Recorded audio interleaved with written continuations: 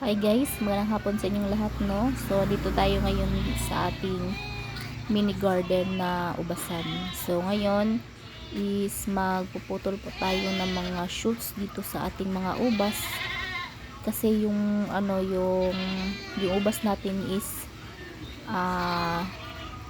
nagdala siya ng mga bagong shoots and meron siyang mga flowers.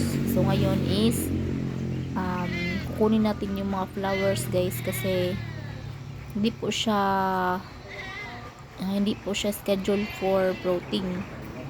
So kapag pinabayaan natin yung mga flowers na lumago, bali yung mga nutrients ng ubas is magfo-focus siya doon sa ating mga flowers and fruits sooner.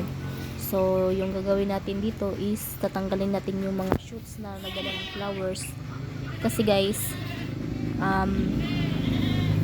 possible pag pinatuloy natin ito, hindi lalaki yung ating mga fruiting cane. So, napaka-importante din na dapat malaman natin kung ready na talaga pabungahin yung ating mga ubas or hindi. So, wag po tayong magmadali guys.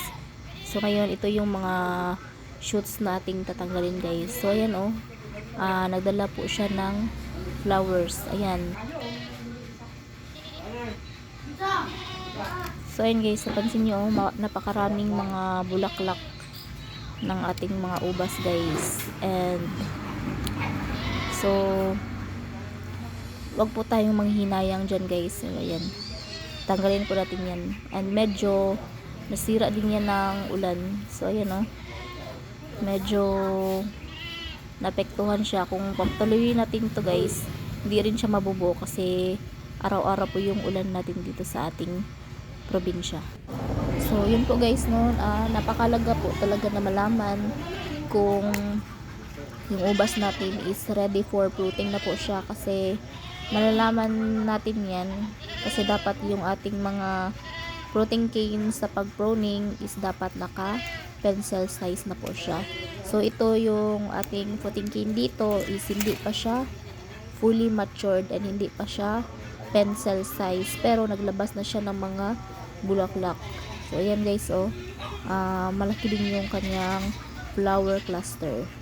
Then dito, ayan, kung tingnan nyo guys, sa isang fruiting cane marami yung naglabas ng mga shoots. Ayan po. So kaya ito naglabas ng mga flowers guys kasi yung last time pinutulan natin yung ating mga fruiting cane kasi sa sobrang haba, and luckily naglabas po siya ng mga bulaklak guys. So kung napapansin nyo dito guys, meron siyang bunga kasi pinutuloy natin siya last time sa ating pagputol ng shoots. Yun po.